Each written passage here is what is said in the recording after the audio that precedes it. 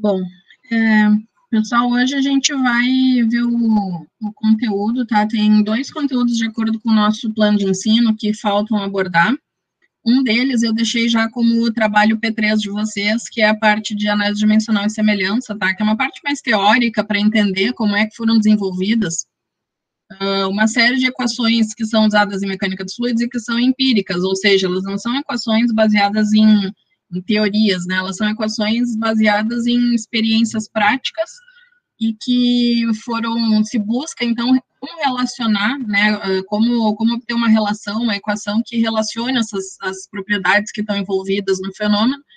Então, é uma metodologia, né? Então, essa parte de análise dimensional de semelhança é bem teórica mesmo, tá? E é mais para vocês entenderem como é que foram desenvolvidas, então, essas equações, certo? Não tem uma parte assim, de aplicação específica na mecânica dos fluidos. E o outro conteúdo faltante, então, é o que a gente vai ver hoje, tá? Eu já deixei no Moodle para vocês. No Moodle, então, eu coloquei aqui a aula 12, tá? Que é a parte de forças de arrasto em partículas submersas em fluidos, tá?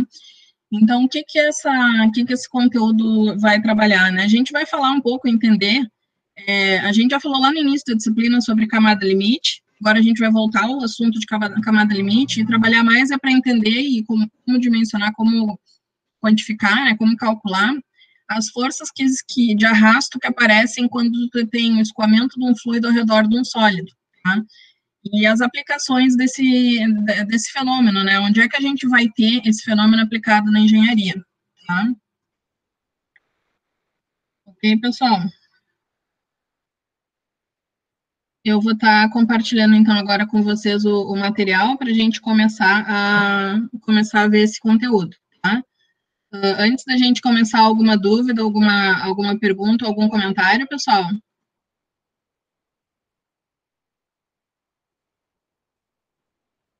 Não? Tranquilo. Por mim tá tranquilo. Tá bom.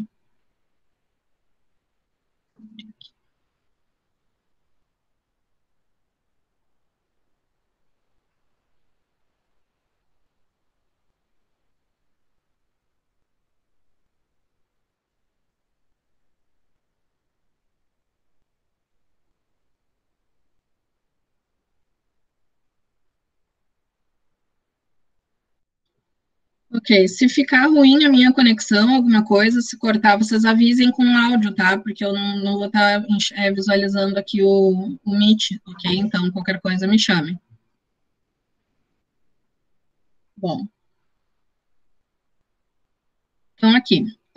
Vamos voltar, então, a essa questão, né? Como eu falei, da questão da camada limite, né? Então, vamos relembrar o que é essa camada limite inicialmente, só para a gente puxar o assunto. Isso a gente viu lá no início da disciplina, tá? E é o seguinte, a gente tem, por exemplo, uma esfera, né? Vou dar um exemplo de uma esfera, e essa esfera tem, vamos supor, uma corrente de fluido andando, né? Ao redor da esfera. Quando essa corrente encontra essa esfera, ela forma ela encontra ali a velocidade de barreira ali dela, né? Então, é como se fosse uma barreira, e ela sofre um desvio, tá?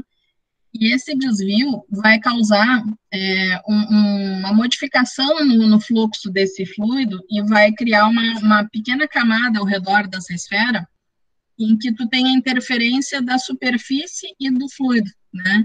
Então, o que vai acontecer? Vai modificar a questão de velocidades, de direções, o escoamento, por exemplo, aqui ele pode ser laminar, e quando ele encontra a esfera, inicialmente ele, vamos pensar na superfície assim, né? Quando ele encontra aqui, ele vai estar laminar, mas dependendo da interferência que essa esfera, né, que a superfície tem nesse fluido, a partir de um determinado ponto, ela pode começar a se tornar turbulenta, né?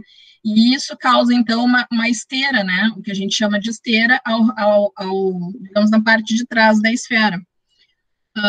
O quanto é essa esteira, o quanto que é uma turbulência, o quanto que é causa de turbulência e tudo mais, são propriedades, né, específicas do problema. Por exemplo, vai depender da viscosidade do fluido, depender da rugosidade, né, da característica da superfície, tá?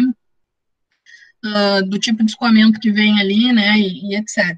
Tá? Então, a gente vai ter um fenômeno dessa forma. Se nós tivermos também, né, Isso para uma esfera. Se a gente pensar numa placa plana, tá, acontece a mesma coisa, certo? Então, a gente vai ter o seguinte, numa placa plana, imaginem uma parede de um prédio, tá? Vamos pensar aqui, ó, tem um prédio aqui, vamos pensar aqui na esquina do prédio. E eu tenho vento chegando nessa parede, tá? Então, tem um fluxo diário. Profi, pode falar. Não tá aparecendo nada para nós. Não? Não. Parou de apresentar, será? Não, tá mostrando que tava apresentando, só que só ficava a sua foto e aquela tela preta. Tá, deixa eu botar de novo aqui, pode ter dado algum problema.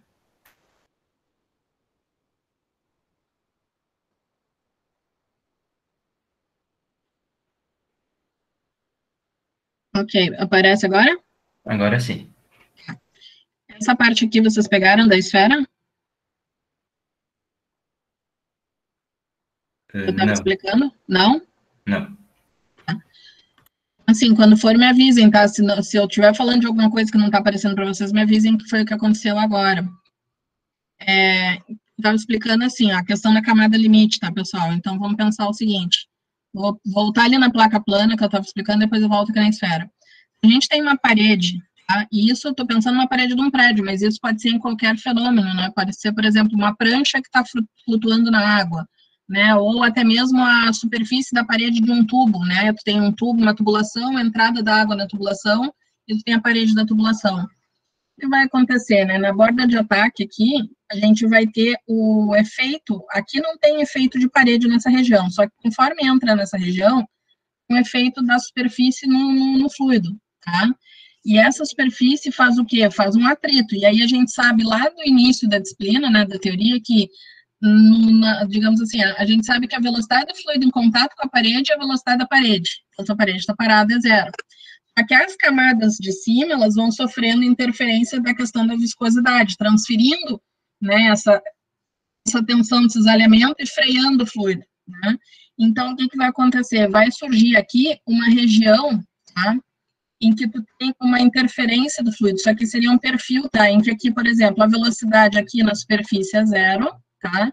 A velocidade aqui é um pouco maior, aqui a velocidade é maior, aqui a velocidade é maior, até chegar numa região fora dessa região de interferência, em que a velocidade do ar não tem interferência da parede, certo? Isso aqui a gente chama de V infinito, ou seja, fora dos limites da interferência da parede, tá? Bom, então essa região aqui, onde tu tem a interferência, né, da tua parede no escoamento do fluido, é o que a gente chama de camada limite, certo? Quando a gente está falando, né, em um sistema aqui, quando a gente está falando de uma esfera, por exemplo, tá, as coisas mudam um pouquinho, né? É a mesma situação, né? Só que daí vai mudar o quê? O formato, né? Aqui a gente tem, vamos supor, no caso, uma placa plana, né? E aqui a gente vai, vamos supor, vai ter uma situação de uma esfera, tá? Imaginem que eu tenho uma esfera e eu tenho o escoamento do fluido, né, contra essa esfera. Quando o fluido chega aqui, ele recebe, né, o impacto, né, ele bate, vamos supor assim, dá para dizer assim, ele bate na parede da esfera. E ele é desviado, certo? O fluxo é desviado. E nesse período em que ele está escoando aqui na parede da esfera, ele vai sofrer aquela interferência que a gente falou ali da parede, da mesma forma que da placa plana, só que aqui num formato esférico. E vai ter a mesma coisa formada, um perfil, né, de uma camada limite ao redor da esfera, em que existe essa interferência, né? Então, vamos supor, a camada limite vai ser essa região de desvio do fluxo.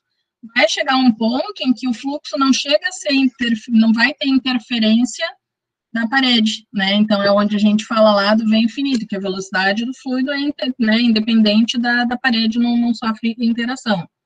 Mas nessa região aqui que sofre interferência, essa é a nossa camada limite, tá? E aí, o que vai acontecer? Esse fluido, né, dependendo das condições, esse arraste, ele vai depender das condições do fluido, da viscosidade do fluido, densidade, e também da parede, do sólido, né? Então, que tipo de sólido é aquele ali, como é que vai ser essa interferência? Bom, e aí, dependendo da velocidade do fluido, Se ele for muito rápido, a tendência é que isso aqui venha nesse sentido assim e espalhe, aí tu vai ter uma esteira larga, né, o que a gente chama uma esteira larga. Se ele for mais lento, ele pode fazer isso aqui, ó, o que a gente chama de colamento, né, ele cola aqui na bolinha e vem aqui atrás, e retoma. Então, ele acaba sendo puxado também de volta, e depois o fluxo fica dessa maneira, tá? Então, essa questão do que a gente está falando aqui, ó, isso aqui é o ângulo, tá? Aqui assim, ó, é o que a gente chama de ângulo de descolamento, certo? Bom, isso aqui é só para a gente relembrar o que é camada limite, tá? Então, vamos lá. Por que esse fenômeno é importante? Tá? Porque ele vai estar envolvido em diversas operações unitárias em que a gente tem sólidos e fluidos, tá? Por exemplo, sedimentação, tá? O que é sedimentação? Vamos pensar, o que é a sedimentação? A sedimentação é uma operação unitária, né? E só esclarecendo, né, antes que daqui a pouco eu não sei, não me lembro se eu já falei aqui na disciplina ou não, operação unitária é cada uma das operações que compõem um processo, né? Das etapas dos equipamentos que compõem um processo. Então, quando a gente fala de operação unitária, sedimentação, filtração, centrifugação, né? São pedaços, né, de um processo que compõem o processo, tá? Então, a operação unitária de sedimentação, ela tem essa questão do fluido e do sólido, né? Então, quando a gente for trabalhar na disciplina de operações unitárias 1, a gente precisa entender esse fenômeno, tá? Por quê? Porque a gente vai ter uma esfera, aliás, não é uma esfera, né? A gente vai ter partículas que podem ser bem pequenas, por exemplo, partículas de areia, partículas de material biológico, né? Partículas de cristais inorgânicos, qualquer tipo de partícula que está insolúvel na solução, né? Ele está ali insolúvel e que é separar do líquido, tá? Como é que tu vai fazer essa separação? Uma das maneiras mais simples e baratas é sedimentação. O que é a sedimentação? É deixar o fluido parado, né? Não necessariamente parado, porque tem sedimentador contínuo, mas deixar ele numa maneira que seja possível com que ele desça sozinho, certo? Ele vai acabar descendo no fluido sozinho. Então, se tu tem um recipiente, ele vai cair lá para o fundo e vai ficar tudo no fundo. Daí lá nas disciplinas de química vocês já fizeram, né? Sedimentação. Então, por que a gente vê, né, aqui em mecânica dos fluidos essa questão da arraste? Porque essa sedimentação, eu preciso determinar, quando eu chegar em operações unitárias, qual é o tempo que leva para essa partícula cair, tá? Para mim saber o tempo que ela leva a cair, eu preciso saber qual é a velocidade de queda dela, né, física, pura. A velocidade de queda da partícula. Se fosse uma partícula em queda livre na atmosfera, a gente iria, né, calcular como calculava lá na física, mas não, aqui a gente tem um fluido, tá? E esse fluido, ele tem propriedades totalmente diferentes. Então, não vai ser só o peso da esfera, né? Se a gente pensa no ambiente, a gente vai ver, é o peso da esfera, né? A massa vezes a aceleração, aceleração da gravidade. Se eu partir de zero, eu sei, né, com determinada altura, qual é a velocidade final. Mas no fluido é diferente, tá? Por que é diferente? Tá? Bom, é diferente pelo seguinte motivo, porque quando tu tem uma partícula sólida dentro de um fluido, a gente tem o peso da partícula empurrando. Só que ao mesmo tempo, vocês lembram lá de quando a gente viu o empuxo, né? Existe uma força contrária empurrando para cima, chamada empuxo, certo? O empuxo, qual é o valor dessa força empuxo? O empuxo é o peso do líquido deslocado pelo volume da partícula, tá? Então, se vocês lembrarem lá da parte empuxo, é isso aí. Então, se eu tiver uma partícula, né, com uma densidade maior do que a da água, o empuxo vai ser menor e a partícula vai descer, né, vai cair. Ok.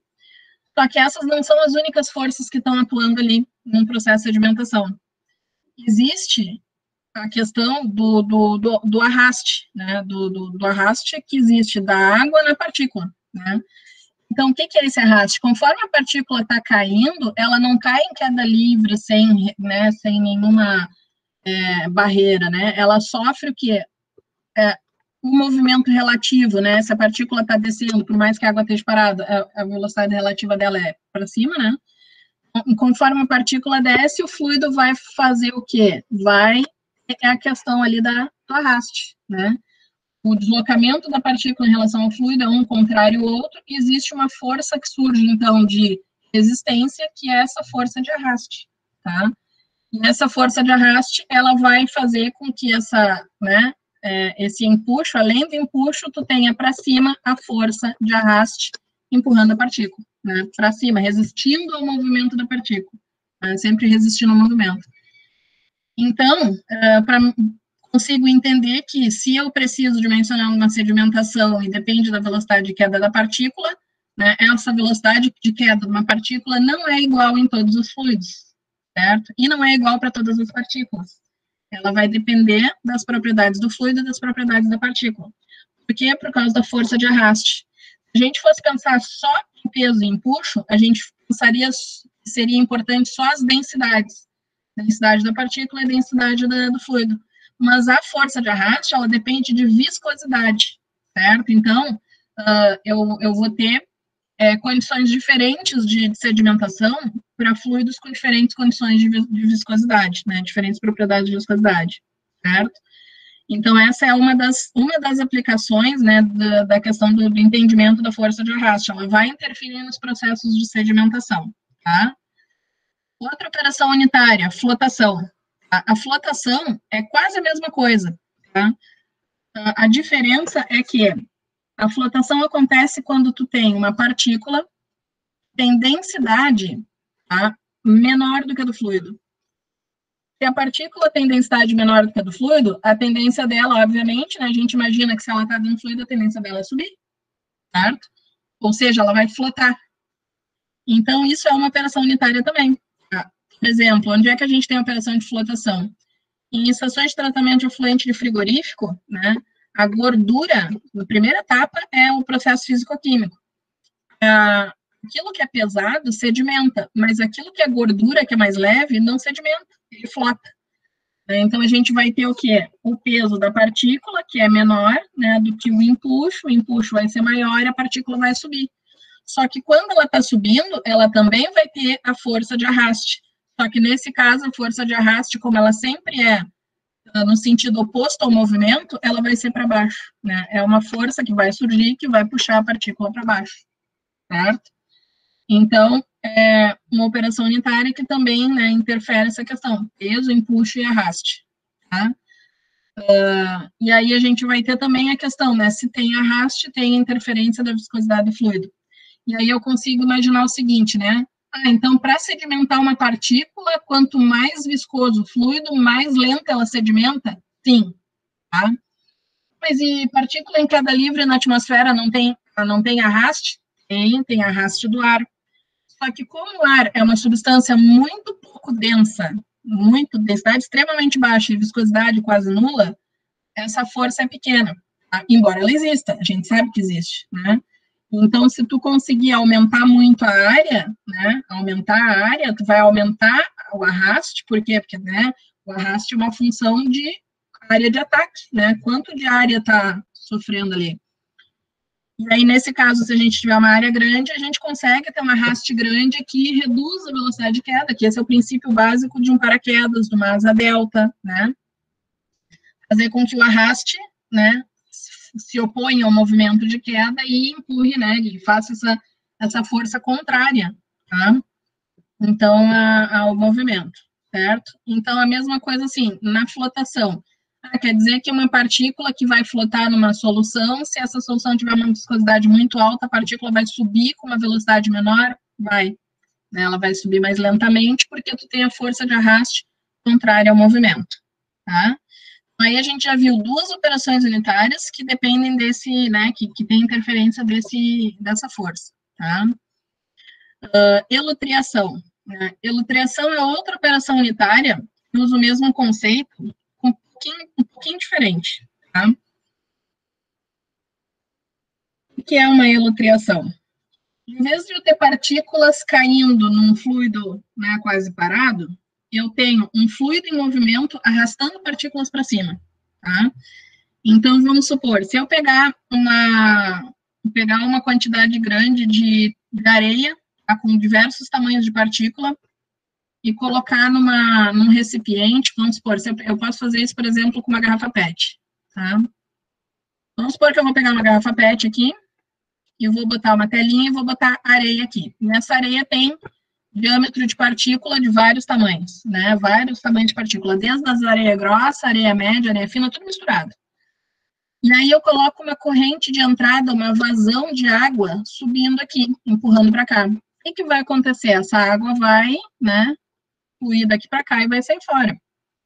E aí lá dentro, as minhas partículas estão num seguinte equilíbrio, né? Elas vão ter a força, peso delas empurrando para baixo, elas vão ter a força, né, empuxo, que é o contrário, e principalmente elas vão ter, como o fluido está empurrando para cima, né, elas vão ter uma força de arraste empurrando para cima, tá? E essa força de arraste, ela depende da velocidade do fluido. Vamos pensar assim, se eu for aumentando a velocidade, né, aumentando a vazão de escoamento, e isso aumenta a minha velocidade do fluido, as partículas mais leves vão começar a ser arrastadas, né, aqui para cima, tá? As partículas mais leves começam a ser arrastadas, mais pesadas, né, como tem um peso maior, vão ficando. E aí as partículas leves caem fora. Isso é um processo de classificação, eu consigo separar as partículas menores, né, de acordo com uma determinada velocidade. Isso é chamado processo de elutriação, tá? Esse processo é feito, por exemplo, para o refino de minerais, né, minérios. Vamos supor, tu tem vários tipos de minérios, mas tu tem um minério que é mais leve que os outros, né, tu faz o processo de lubriação, esse mais leve vai sair, o mais pesado vai ficar. Né, isso, por exemplo, para separação do dióxido de titânio que tem misturado em areia, né, se faz esse processo, tá? Então, tu vai ter as partículas sendo arrastadas pelo fluido, certo?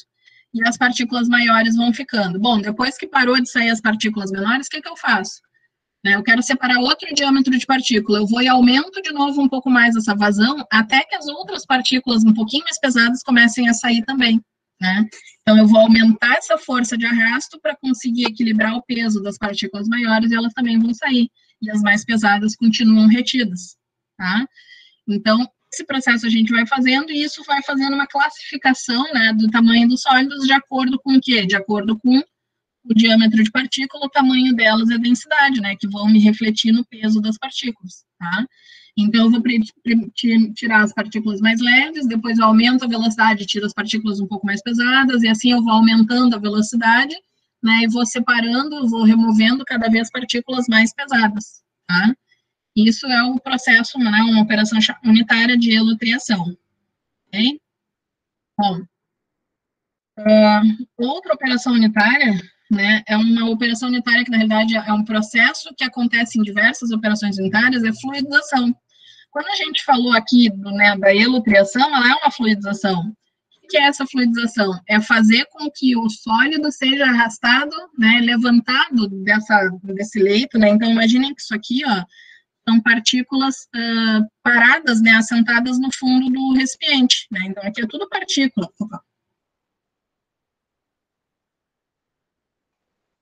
Tá? Então, aqui tu tem tudo partículas, né? Então, isso aqui, quando as partículas estão paradas e a velocidade do fluido não é suficiente para ter um arraste que levante elas, isso aqui é um leito fixo, né? O leito está parado. Só que no momento em que aumenta a velocidade, elas começam a se movimentar, as partículas começam a subir, tá? A gente tem um processo de fluidização do sólido, tá? Fluidização do sólido, ele começa a ser arrastado pelo líquido.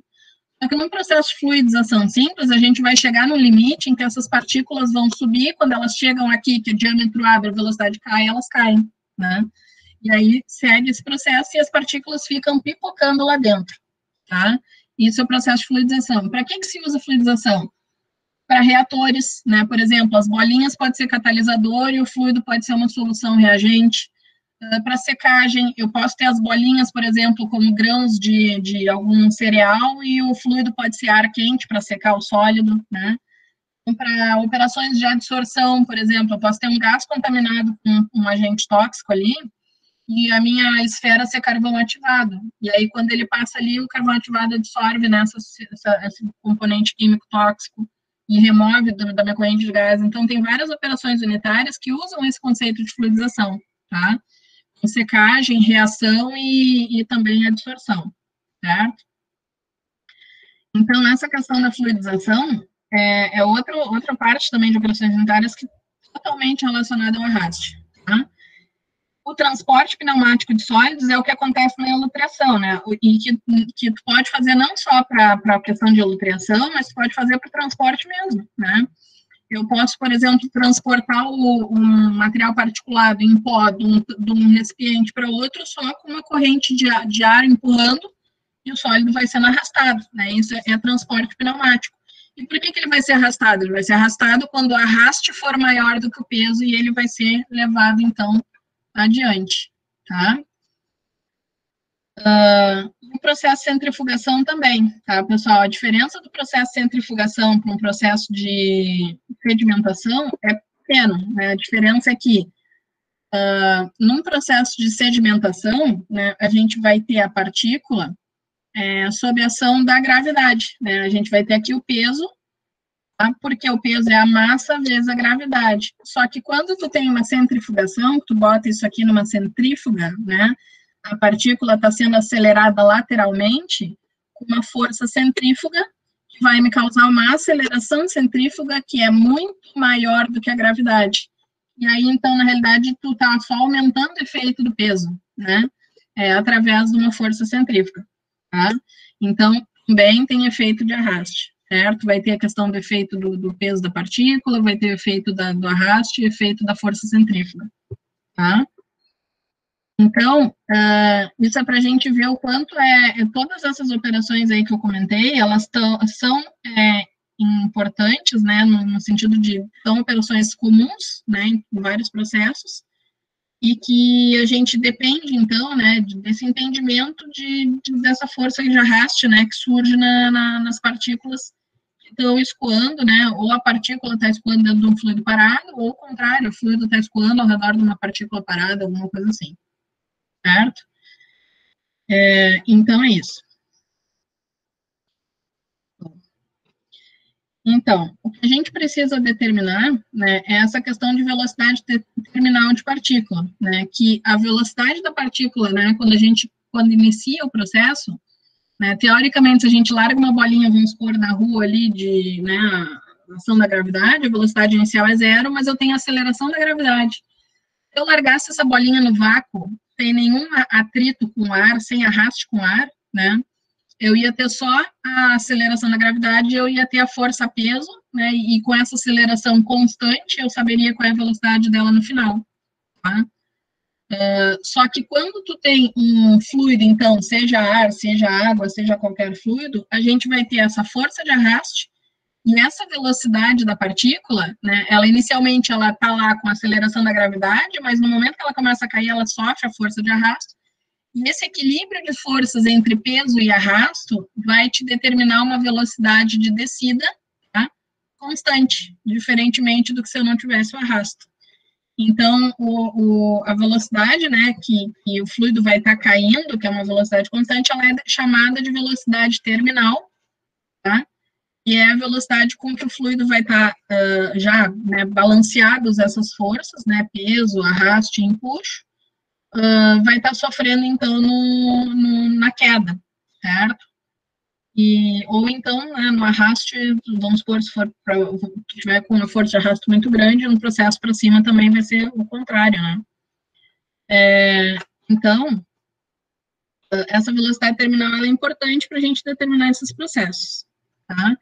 E ela vai depender do que, então? Conforme a gente viu, né, do que depende a força de arrasto, ela vai depender da densidade, tanto da partícula quanto do fluido, do tamanho da partícula, da forma da partícula, né? A forma da partícula é muito fácil a gente ver, porque assim, ó, o que cai mais rápido, né? Vamos supor num fluido. Se tu tiver uma esfera redondinha, se tu tiver uma placa de mesma massa, vamos supor, mesma densidade, né? A placa tem maior área, a maior área vai causar um arraste maior, né? Então, a gente consegue enxergar isso, né? Que a questão da forma da partícula é importante, então, tamanho, forma, e as propriedades do fluido.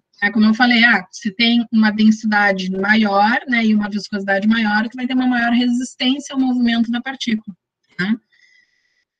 E também, assim, claro, o campo, forças de campo, né, que são a força gravitacional, e pode ser que exista também alguma outra força de campo, por exemplo, magnética, né?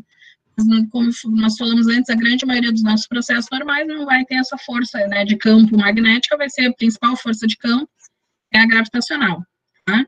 Mas vamos supor, no processo de centrifugação, existe uma força de campo centrífugo, né? Porque quando tu está fazendo uma centrifugação, tu está girando a partícula ali, tu está criando um campo centrífugo, né? De uma aceleração centrífuga, que é do centro para a borda, né? Naquele formato ali.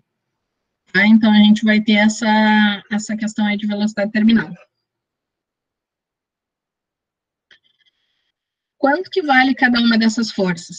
Tá? Então, a gente sabe que a força de campo gravitacional, a força é a força-peso, a massa da partícula vezes a aceleração. A massa da partícula é o quê? É o volume da partícula vezes a densidade da partícula. Tá? Então, a gente vai ter aqui o ρ da partícula, o volume da partícula vezes o g. Então, essa é a força de campo, que é a força-peso. Tá? A outra força que a gente tem, que a gente viu, é a força de empuxo, aqui. A força de empuxo, então, ela é a massa de água, de fluido deslocado pelo volume da partícula. Tá? Então, como é que a gente pode dizer? Ela vai ser o peso, né, da massa, o peso da quantidade de água deslocada pela partícula, então vai ser a massa de fluido deslocada vezes a aceleração da gravidade. Então, qual é a massa de fluido deslocada? É o volume da partícula, que é igual ao volume de fluido deslocado, né? Então, se eu botar uma bolinha de 1 metro cúbico na água, sei lá, 1 litro na água, o volume deslocado é 1 litro, né? Então, esse volume deslocado vezes a densidade do fluido, certo? Então, a gente vai ter esse valor vezes a gravidade, então, que é a aceleração, tá? Esse valor da força de empuxo é ρ do fluido, volume da partícula vezes a gravidade. E força de arrasto. Quanto é que vale uma força de arrasto? Tá? Ela vai ser, ela é, na realidade, uma força que surge, né, de quantidade de movimento, né? Então, ela vai ser 1/2 de ρ do fluido vezes a área da partícula, né, a área de atrito, de ataque, vezes um coeficiente de atrito, então CD. Tá? Não confundir esse CD com o CD do furo lá, o CD do furo era um pouquinho diferente. Aqui o CD é o coeficiente de arrasto da partícula, vezes a velocidade relativa entre o fluido e a partícula, que vai dar a velocidade real entre os dois, né, ao quadrado. Tá? Então, por que eu até tenho essa observação aqui? Então, qual é a velocidade real da partícula, né? Ela vai ser a velocidade do fluido menos a velocidade da partícula, a velocidade relativa entre elas. Então, se o fluido estiver indo num sentido e a partícula no outro, né, é a diferença de velocidade entre as duas. Se o fluido e a partícula estão indo no mesmo sentido, a gente vai ter uma velocidade relativa menor, né, então vai ser sempre uma menos a outra, tá? Se elas estão indo contrárias, elas vão acabar se somando, ok? Bom, qual é a força resultante que vai estar fazendo essa partícula se movimentar para um lado ou para o outro? Né? A força resultante vai ser a massa da partícula vezes a aceleração resultante. Tá? Qual é, então, essa força resultante? É esse somatório, né, que a gente tem aqui, ó. É o peso menos o empuxo menos o arraste. Tá? Então, tá aqui, ó. A força de campo, que é o peso, menos a força de atrito, que é a força de arraste, menos a força de empuxo. Tá? Se a gente colocar cada uma delas aqui, ó, abrindo essas equações, né, a gente vai ter, então, a massa da partícula vezes a aceleração resultante, né? Seu ρ da partícula, V da partícula vezes G, menos a força de atrito, que é o meio de ρ do fluido, área da partícula, né, área projetada, vezes o CD, VR, que é a velocidade relativa ao quadrado, menos a força de empuxo, que é ρ do fluido, V da partícula G. Então, a gente vai ficar com essa expressão aqui, que pode ser simplificada. Né? Então, a gente percebe que dá para escrever, né, todos os termos ali e a gente conhecendo os valores. Tá? Assim, o ρ da partícula, a densidade da partícula, o volume da partícula é conhecido. Né? A densidade do fluido é conhecido. Aí eu preciso da área projetada. Bom, a área projetada, a gente vai ver, né, qual é a área que está sofrendo influência do fluido, né? Então, vamos supor, para a gente fazer um parênteses aqui nesse item da área projetada, né? Se eu tiver uma esfera, tá? a minha área projetada é isso aqui, né? É a área que eu vou enxergar, né? A área que o fluido vai estar recebendo de impacto, tá? Se eu tiver, vamos supor, uma placa plana deitada, imaginem essa peça aqui tridimensional, né? Então, eu vou ter aqui, ó, se eu largar isso aqui num fluido, a área é essa aqui, toda essa daqui, né? Então, isso daqui vai ser a minha área projetada. Se eu pegar essa mesma peça e virar ela na vertical, a minha área projetada vai ser bem menor, né? Certo? Então, aqui, ó. Aí, qual delas vai sofrer menos arraste, né? Bom, essa daqui tem uma área grande, vai sofrer bastante arraste. Essa daqui tem uma área projetada pequena, vai sofrer menor arraste, tá? Então, a gente consegue ver, né? Dessa maneira que a área projetada é bem importante nesse fator, tá? A área projetada da partícula. Bom, então, se a gente considerar, né, uma partícula isolada na ação de uma força gravitacional em um movimento uniforme, né, com velocidade constante, a partir desse balanço de forças, né, a gente diz assim, bom, se eu estava falando lá, né, quando uma partícula cai num fluido, as forças se equilibram e a partícula cai com velocidade constante. Bom, para cair com velocidade constante, a aceleração é zero. A aceleração ser zero, o somatório de forças tem que ser zero, tá? Então, aqui, ó, a aceleração, massa vezes aceleração resultante é zero, tá? Então, isso daqui, ó, toda essa expressão vai ser igual a zero. Então, se eu tenho isso aqui igual a zero, eu posso, por exemplo, né, isolar ali a velocidade resultante, tá? E determinar qual é a velocidade resultante, né, de queda de uma determinada partícula dentro da ação de um fluido, tá? Vamos supor, uma partícula de tal, né, com tais características caindo dentro de uma solução lá de, sei lá, caindo dentro de um óleo de soja, né? É o que vocês fizeram, nem todos fizeram, mas os que fizeram o experimento lá da determinação da viscosidade pelo processo lá do Stokes, usaram isso aqui, né? Por quê? Porque vocês tinham uma partícula que era uma esferinha caindo dentro de um sólido, né, caindo dentro de um líquido, de acordo com o tempo que levava para cair, né, com essa velocidade de queda, vocês tinham o quê? Vocês tinham uma velocidade de queda relacionada com a viscosidade, certo? Quem fez aquele experimento, o experimento de Stokes, que era largar a bolinha, né, dentro do fluido numa proveta, usou esse conceito aqui, tá? Uma velocidade relativa, né, de queda de um fluido dentro de uma partícula dentro de um fluido, tá? Vai ser, então, a raiz de 2 vezes a diferença entre a densidade da partícula e a do fluido, vezes o volume da partícula, vezes o G, dividido, então, pelo ρ do fluido, vezes a área projetada da partícula, vezes o CD, que é o coeficiente de arraste, tá? Então, esse coeficiente de arraste, ele é uma função de viscosidade, certo? Só que a gente consegue determinar ele, né? Geralmente se determina experimentalmente mesmo, né? Ele é uma função dessa questão da interação ali do fluido. Tá? Bom, então essa área característica, né, que eu estava falando, que é a área projetada, se a gente pegar essa partícula, né, que está caindo num fluido como uma esfera, tá? A área projetada vai ser a área de uma circunferência, né? Então, a área projetada vai ser πd ao quadrado sobre 4, né? Então, diâmetro de partícula. Então, o que eu vejo aqui? Que quanto maior o diâmetro de partícula, maior a área projetada, maior o arraste, né?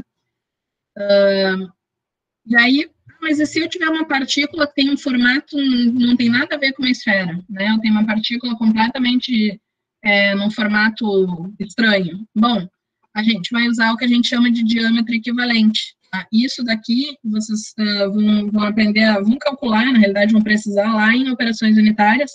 Aqui é só um toquezinho para ir adiantando, né, do entendimento. Qualquer partícula tu consegue usar um diâmetro equivalente, né? Então, tu calcula, tu aproxima a tua partícula, independente do formato dela, a uma esfera para poder usar nos cálculos, tá? Através de um parâmetro chamado de esfericidade. Esse fizinho aqui, ó, tá? A gente vai calcular o diâmetro equivalente da partícula, tá? Que é a raiz cúbica de 6 vezes o volume da partícula não esférica sobre π. E a esfericidade, então, vai ser o π vezes o diâmetro equivalente ao quadrado sobre a área da partícula não esférica, e a área superficial, né? Então, a área superficial de uma partícula pode ser muito grande, né? Então, depende muito do formato, né, da partícula, tá? Mas aqui é mais para a gente ver que qualquer partícula, qualquer formato de partícula é possível fazer isso, tá? Independente, não precisa ser uma partícula padrão ali, na esfera, placa plana. É que normalmente, assim, nos processos de fenômeno de transporte, a gente usa geralmente 3 modelos básicos, que é esfera, placa plana e cilindro, né, que são 3 modelos geométricos fáceis de calcular e que tu consegue aproximar muita coisa nesses modelos, tá? Então, ajuda bastante. Ok? Então, aqui, ó, determinação do CD. Né? Então, a gente viu aqui que a velocidade de queda da partícula, né, como eu falei, a velocidade terminal depende desse CD. E esse CD a gente precisa determinar, então, porque o resto é parâmetro que a gente conhece, tá? O CD já foi feito muito estudo empírico, né, de como calcular, como determinar, e aqui tem um gráfico que tem no Fox que mostra, né, esses pontinhos são pontos experimentais, tá? E as linhas são a aproximação que se faz. Então, existe esse gráfico aqui, que traz uma aproximação, né, que a gente pode determinar o CD em função do número de Reynolds do fluido, né? Então, de acordo com o número de Reynolds do fluido, a gente vai determinar o CD, né, quanto que a gente vai utilizar. Então, como é que funciona? Na faixa de baixas velocidades, que vão nos dar baixo número de Reynolds, tá? Esse daqui, vocês podem ver que ele é praticamente uma reta, tá? Então, dá para dizer que isso aqui é uma reta até mais ou menos essa região aqui, de 10, né, de 2 vezes 10 na 0, que seria seria até 2000, se não me engano, a parte do regime laminar, tá?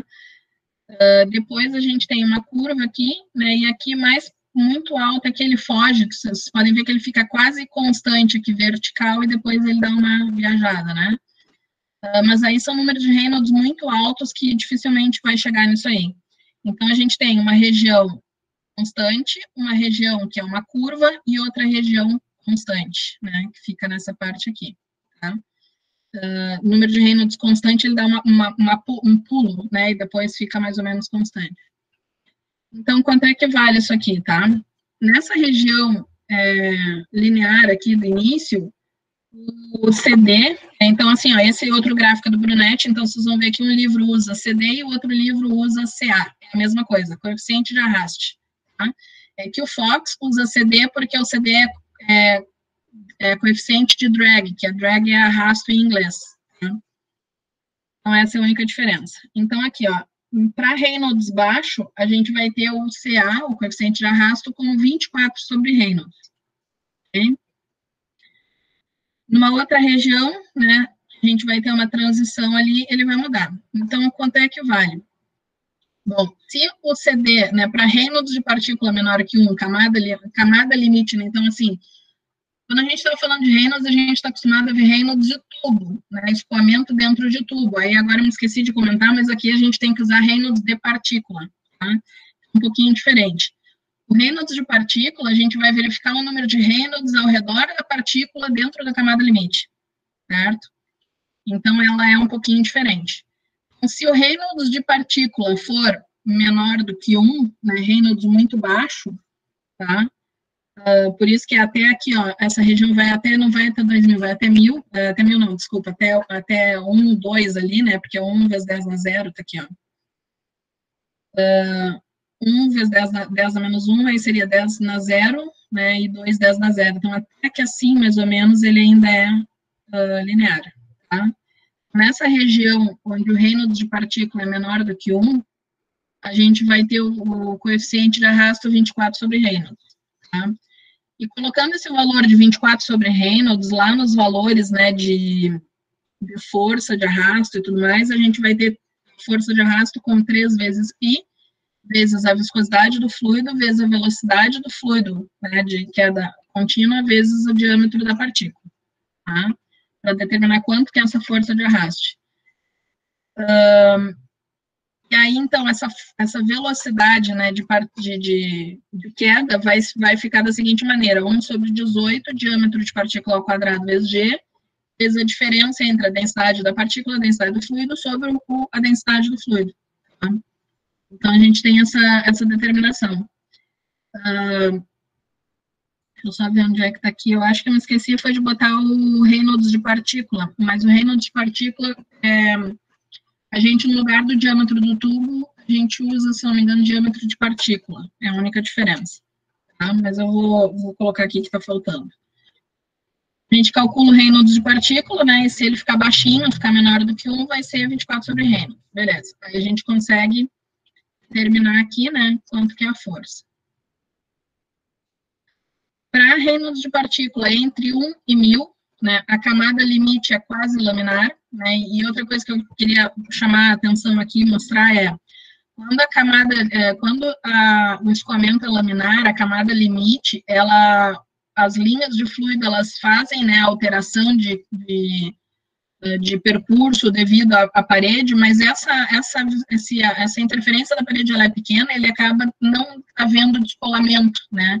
Então, a zona atrás da partícula, ela não tem grande interferência sobre a partícula, a gente consegue ter um fluxo muito próximo daquilo que tinha antes da partícula, não tem muita interferência.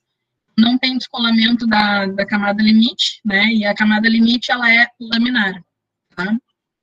Então, funciona assim. Quando a gente tem essa região quase laminar, a camada limite quase laminar, o que ela vai ter, né? É uma velocidade de fluido um pouco maior, que me dá um Reynolds de partícula entre 1 e 1000, e que vai causar isso aqui, ó. A partícula vai ter, a partir de um determinado ângulo, um descolamento do fluido, né?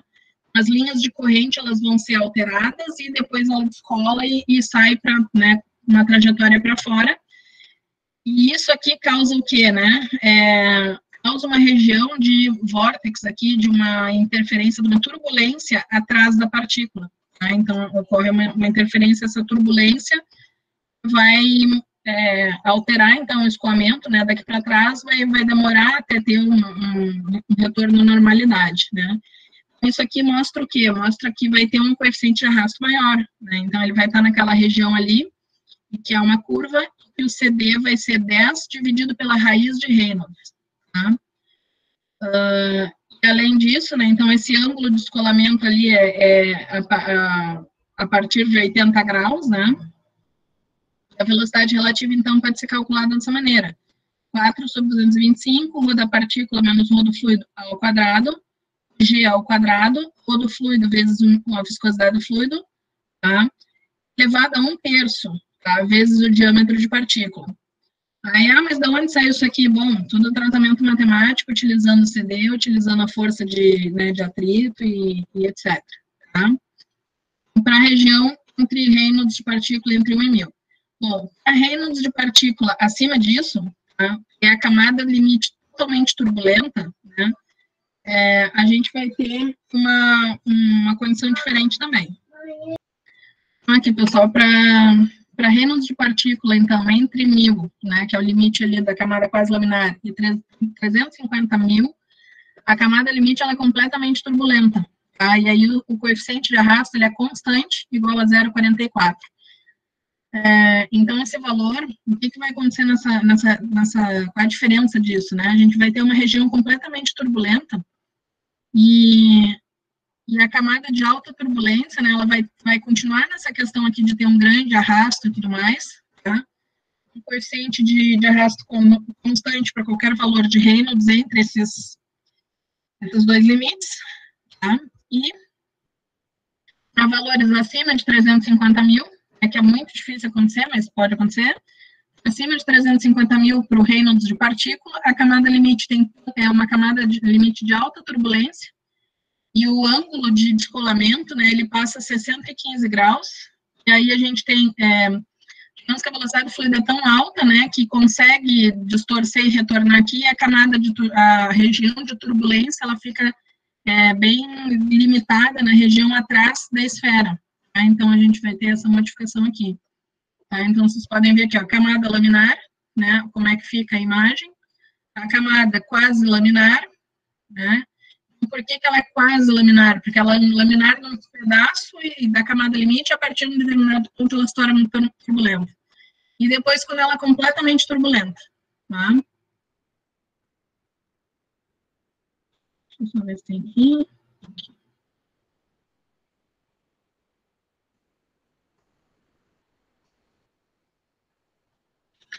Então, aqui, ó, só para a gente entender melhor essa questão da camada limite ser quase turbulenta, né? A camada limite, eu vou fazer aqui a superfície de uma esfera.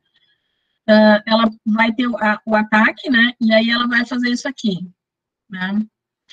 Vai ter um determinado ponto a partir do qual, daqui até aqui, ela pode ser laminar. Por mais que o escoamento antes tenha uma velocidade alta e tudo mais, ela vai ter uma região de camada laminar pelo encontro ali, e aí começa a questão do atrito, a questão da distribuição das tensões, e aí depois de um determinado ponto, ela começa a ser turbulenta, tá?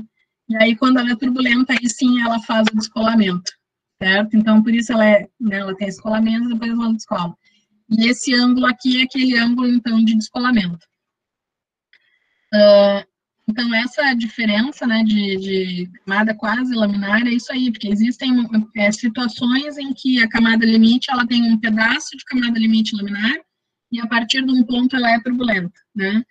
É muito raro acontecer, assim, quando é que vai acontecer? Quando as velocidades são muito, muito altas, é que a gente vai ter uma situação de camada limite laminar muito, extremamente pequena, tá?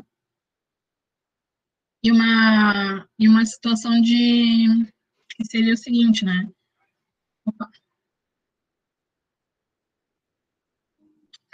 Imaginem que ela tem uma camada limite pequena, né? E uma turbulência a partir quase que do início aqui do ataque, né? Então, é muito difícil acontecer isso, né? Então, a gente vai ter um pedaço laminar e um pedaço turbulento. Então, o ângulo aqui de descolamento, ele não é constante, ele é variável e ele vai ser até 80 graus, né? Então, ele vai de quase zero, que seria muito turbulento, até 80 graus, que seria laminar turbulento, né, no limite ali. E se ele chegar num determinado ponto de alta turbulência, tá, com um Reynolds tão alto, digamos que o efeito da camada, porque assim, tem duas questões, uma é a questão da camada limite ter um pedaço laminar e outra turbulenta, e outra é a questão da espessura da camada, né? A espessura da camada limite. Então, o que acontece é, se a velocidade do fluido for tão alta que essa camada limite seja muito pequenininha, ela praticamente não vai ter interferência, ela vai reduzir o atrito da tua partícula, e apenas na região atrás dela, né, com aquele ângulo lá de 115, é que ele vai começar a ter problema, tá? Então, ele vai começar a ter isso aqui. Então, ele vai de até 80 graus aqui, né, laminar turbulento, e aí acima de 3.500 altamente turbulento, ele já vai para 115 graus, e aí só tem essa esteira na parte de trás da esfera. E aí, nessa região de alta turbulência, o CD, né, também é constante, vale 0,2. Tá? Então, esses são os valores que se tem de parâmetro. Ok? Bom. Deixa eu ver aqui. Então, aqui, pessoal, a gente tem um primeiro exemplo, tá, de aplicação dessa questão da velocidade terminal. A gente sempre tem que analisar o problema, né, verificando o que é dado, né, como eu sempre digo, verifica o que é dado, verifica o que precisa, né, e tenta entender, né, como é que estão agindo ali a questão das forças, né, das energias, etc. Aqui, ó. Qual será a máxima velocidade de descida, né, de um paraquedista que pesa com seu equipamento 1.200 newtons, tá, sendo que o paraquedas tem um diâmetro de 6 metros e um coeficiente de arrasto de 1,2, tá? Então, nesse caso, ele deu o CD, né? Deu o valor de CD de 1,2, certo? Então, de que altura ele deveria saltar sem paraquedas para chegar ao solo com a mesma velocidade, tá? Com um rodoar de 1,2 kg por metro cúbico. Então, como é que a gente resolve, né? A gente tem que pensar o seguinte, a gente viu ali que a velocidade terminal, né, que é o que a gente quer saber, Porque a primeira pergunta é, qual é a velocidade máxima de descida? Bom, a velocidade máxima de descida é a velocidade terminal, que é a velocidade de queda constante, depois que já se equilibrou, né, o peso, o empuxo e o arrasto, né? Porque o ar também tem empuxo, né, mas é muito pequenininho. O ar empuxo e o arrasto. E aí a gente, então, calcula com o quê? Com aquela equaçãozinha que a gente viu lá da velocidade terminal, tá? Vou tirar aqui a confusão que eu fiz.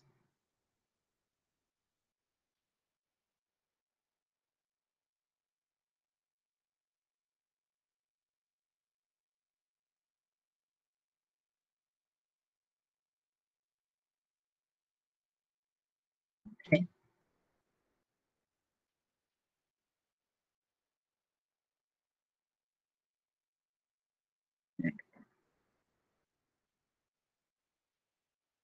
Aqui, tá?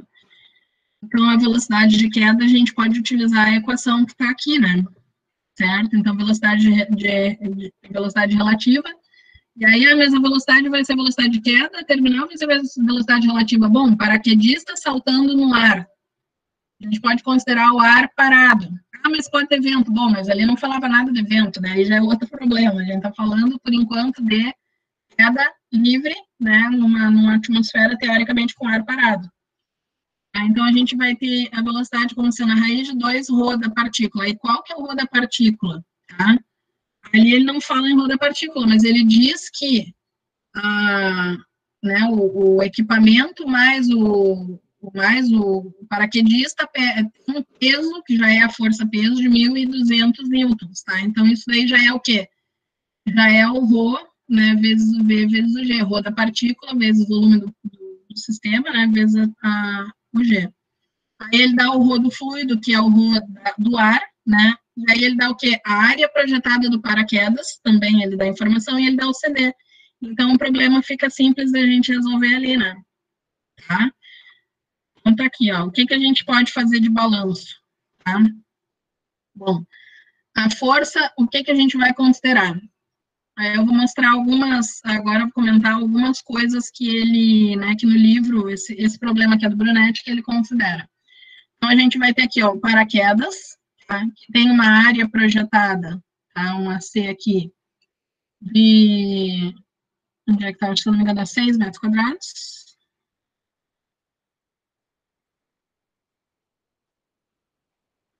Aqui, 6 metros. Tem um diâmetro de 6 metros, tá? E aí, paraquedas é circular, né? Que tem um CD de 1,2, né? E que ele pesa 1.200 newtons. Então, eu tenho aqui, ó, 1.200 newtons de peso. O empuxo, ele vai considerar empuxo ou não? O empuxo no ar é muito pequeno, a gente pode desconsiderar. Por quê? Porque a densidade do ar é extremamente baixa. Tá? Então, ele não está considerando empuxo. Poderia considerar? Poderia. Tá? Mas aqui ele não considerou. O que ele está dizendo? Se a velocidade de queda do paraquedas aqui ela é constante, eu não tenho aceleração, então a força resultante é zero.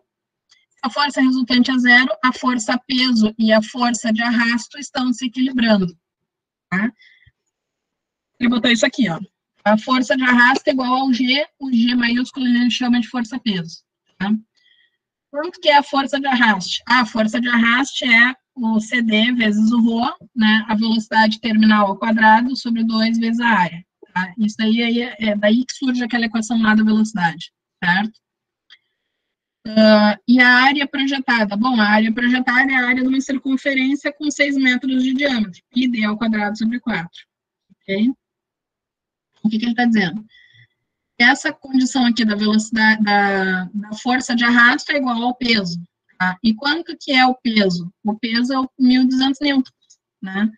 Então, ele rearranjando isso aqui, ele vai chegar numa equação próxima daquilo que a gente viu, só que aquela que a gente viu estava com o ρ da partícula menos o ρ do fluido, aqui só está um pouquinho diferente, né, porque a gente já tem o peso direto, né, então a gente não tem a densidade, mas tem o peso. Então, a velocidade de queda vai ser igual a raiz de 8 vezes o peso, tá, dividido pelo CA, que é o coeficiente de arrasto, que é 1,2, vezes o ρ do fluido, que é o ar, 1,2 quilos por metro cúbico, né, vezes o π, o diâmetro do paraquedas, que é 6 metros quadrados, né, ao quadrado, aliás, 6 metros de diâmetro ao quadrado, tá? E isso vai te dar 7,7 metros por segundo, né? Então, o que vai acontecer? O paraquedista vai abrir o paraquedas, né? Inicialmente ele está caindo em queda livre, né? Alta velocidade. Quando ele abre o paraquedas, né, existe a força de arrasto, e essa força de arrasto se equilibra com o peso, e aí depois disso a velocidade de queda é constante.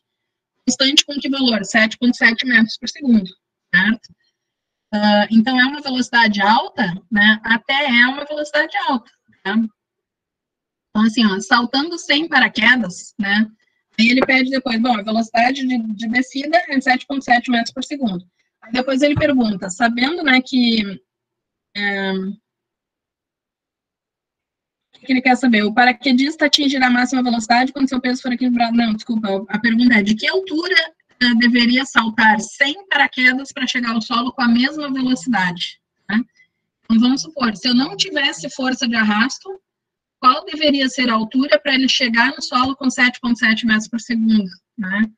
Então, isso tu pode resolver pela própria equação lá né, a energia potencial gravitacional se transforma em energia cinética, né? Então, tu vai ter a mesma questão, a velocidade igual a raiz de 2 de h, tá? E aí a gente pode isolar aqui o h. Então, h vai ser a velocidade ao quadrado sobre 2g, que é o 7,7 ao quadrado sobre 20, né? E vai dar 2,93 metros, né? Então, ele cair de paraquedas, né? Independente da altura, porque como a gente vai ter uma velocidade constante, né? Isso independe. Desde que ele consiga chegar na velocidade terminal, né? Ele vai chegar no solo com essa velocidade. E para ele cair numa queda livre com a mesma velocidade, chegando à mesma velocidade ao solo, ele teria caído numa altura de 3 metros, né? Ainda assim, eu acho que esse problema é bastante exagerado, porque ainda assim, cair de 3 metros sem paraquedas, tu ainda pode quebrar, né? Então, até acredito que tem ainda uma velocidade menor do que isso, tá? Mas aí, o que os paraquedas têm, né? Eles têm um sistema de aumento e diminuição de área de arrasto, né? Então, quando ele está caindo, ele tem uma área menor, e quando ele vai chegar perto do solo, eles puxam lá um negócio que dá uma segurada, né? Aumenta um pouquinho o arrasto para dar uma freada mais nessa velocidade, tá? Então, ele não vai chegar com toda essa velocidade, vai chegar um pouco menos. Ok? Então, essa seria uma aplicação, né, de como calcular ali a força de arrasto. Então, vocês viram que para qualquer sistema vai ser muito parecido, né? Se eu quiser saber a velocidade de queda de uma partícula, eu preciso determinar o quê? Determino o Reynolds de partícula, com o Reynolds de partícula eu determino o CD, com o CD a gente encontra, né, a velocidade terminal, com a velocidade terminal eu sei quanto tempo leva para as partículas descerem, né. Então, todo o processo de dimensionamento de um sedimentador, por exemplo, se baseia nisso, basicamente é isso. Eu preciso saber quanto tempo a partícula leva para cair, né, numa determinada posição. É só isso? Não é só isso. Quando chegar em operações unitárias, vocês vão ver que vai ter outros fatores que interferem, por exemplo, né? Isso é para uma partícula simples. Um grão de areia, por exemplo, sedimenta dessa forma. Mas vamos supor, um lodo biológico não sedimenta dessa forma pela seguinte questão. Quando ele começa a concentrar uma partícula, começa a chegar perto da outra, além da força do arrasto, do peso, do empuxo, tem a interferência a atuação de uma partícula sobre a outra. Elas podem se repelir, elas podem se aglomerar, né? Então, tem vários tipos de sedimentações que podem acontecer, né? Então, não é só isso, mas isso faz parte. Tá? Então, dependendo do tipo de partícula, se é uma partícula muito simples, como um grão de areia, sedimenta dessa forma. Só depende da força de arrasto mesmo. Tá? É isso aí. Bom, agora eu só vou abrir um pouquinho mais aqui, que eu tinha colocado a questão de placas planas. Tá? Não sabia que estava faltando Reynolds de partícula, né? Quando eu falei do Reynolds de partícula, ele tem um Reynolds de partícula para esfera, e outro Reynolds para placa plana. Então, como é que a gente calcula para placa plana? Tá? É o Reynolds L. Por que é o L? Porque o Reynolds ele vai mudando ao longo da placa, certo? Por quê? Porque como a gente viu lá no início da placa, ele tem uma camada limite, né? Ela se forma uma camada limite laminar, obrigatoriamente, que pode ser curtinha ou pode ser muito longa, né? e a partir de um determinado ponto ela se torna turbulenta, né? Então, assim, ó, se a camada, o Reynolds de partícula depende do comprimento da placa, né? Aliás, desculpa, o Reynolds de placa depende do comprimento da placa L. Então, o Reynolds ele não é constante em todos os pontos. Por quê? Porque a velocidade, né, não é constante em todos os pontos. Então, o Reynolds em determinado ponto da placa vai ser a velocidade de escoamento do fluido, V0, fora da placa, que é a velocidade com que ele está chegando na placa, vezes o comprimento da placa, né, até aquela posição onde tu quer saber o L, tá? Dividido pela viscosidade cinemática do fluido. Okay? Então, a gente vai ter isso aqui. Reynolds de placa é o V0 L sobre a viscosidade. Ok? E aí, tem duas situações, né? Se para a placa plana, tá? Então isso aqui que a gente estava vendo antes é para esferas, né? Então, lembrando aqui, ó, esferas, tá? E para a placa plana é um pouquinho diferente. Então, para a placa plana, um escoamento totalmente laminar na camada limite, tá? A gente vai ter um coeficiente de arrasto, que é 0,074, raiz quinta do Reynolds, né?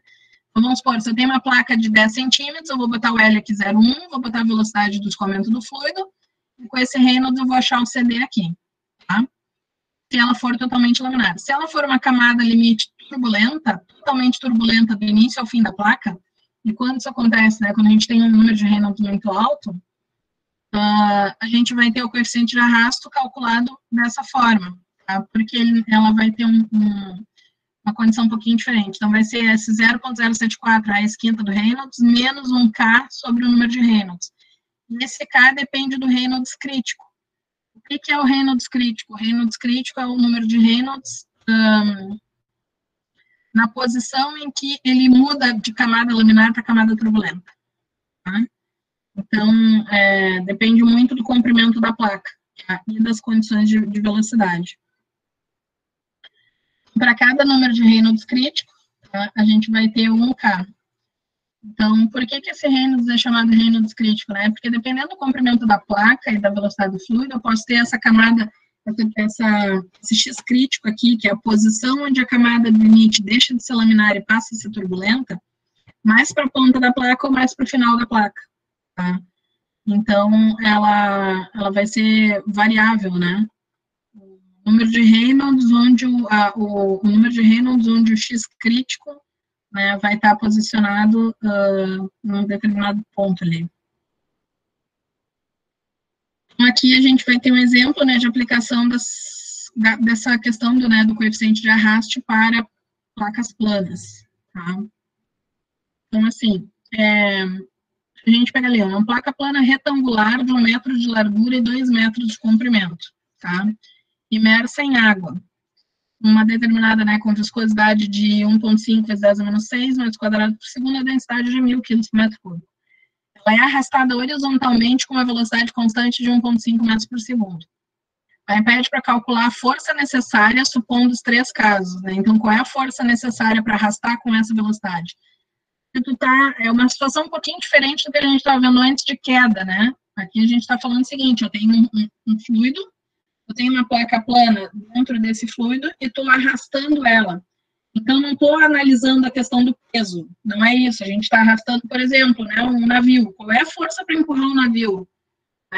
Um arraste da água e tu tem que empurrar com uma determinada força que vença o arraste da água e que te mantenha uma velocidade constante. É mais ou menos isso, tá?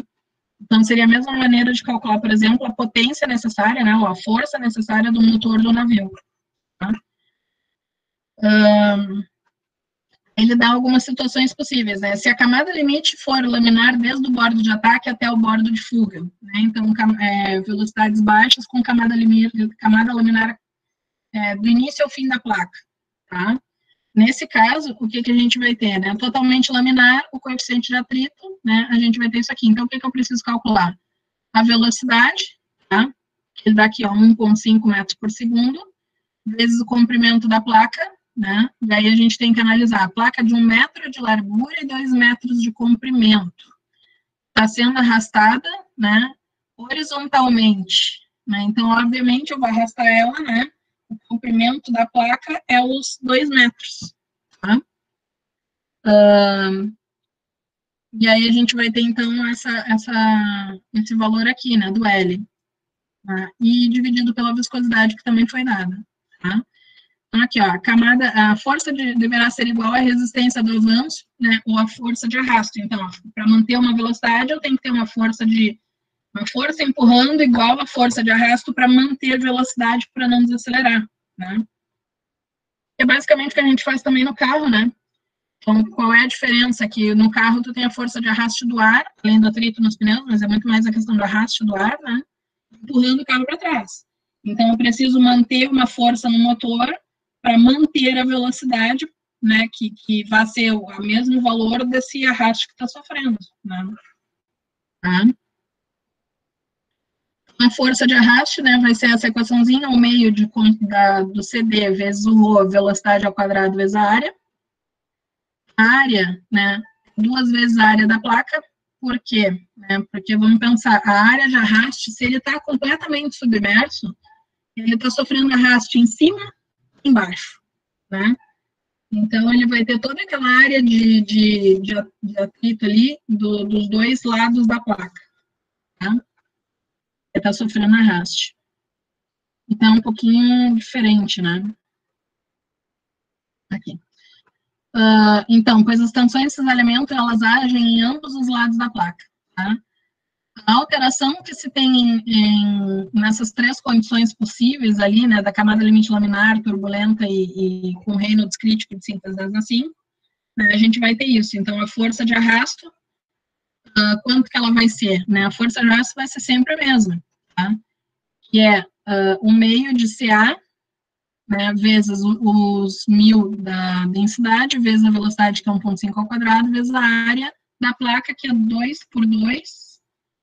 Não, é 2 vezes 2 metros de largura por 1 metro de comprimento. Então, é 2 vezes, né, parte de cima e parte de baixo, vezes 2 por 1, que é a área da placa. Então, isso daqui vai ficar 4.500 vezes o coeficiente de arrasto.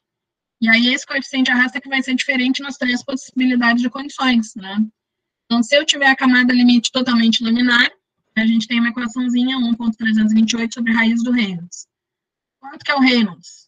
V vezes L sobre a viscosidade. Né? A velocidade, 1,5 metros por segundo. Comprimento da placa, 2 metros. Né? A viscosidade, 1,5 vezes 10 menos 6. Aí a gente fica com 2 vezes 10 menos 6 o número de Reynolds. Lembrando que o Reynolds é adimensional. Tá? Coloco o número de Reynolds aqui. Né, fico com esse valor do coeficiente de arrasto de 9,4 vezes 10 menos 4. Aí a força de arrasto vai ser 4,23 newtons, né, colocando aqui nessa equação.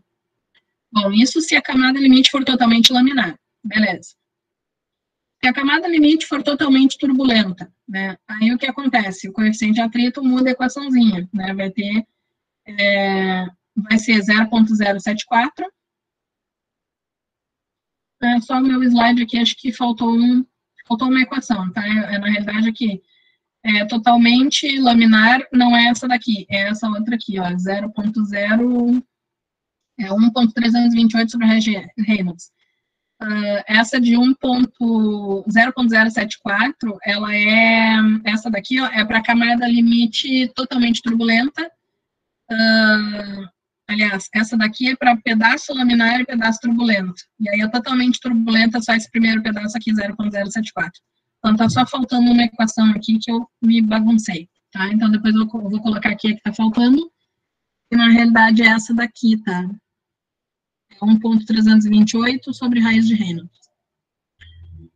Beleza, se a camada limite for totalmente turbulenta, 0.074 sobre a raiz quinta do Reynolds. Dá 4.06 a menos 3, a força de arrasto vai ser 18,3 newtons.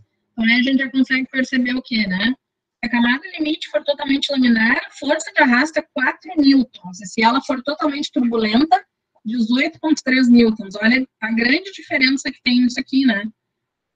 Faz muito mais força para empurrar se a camada limite estiver totalmente turbulenta. Tá?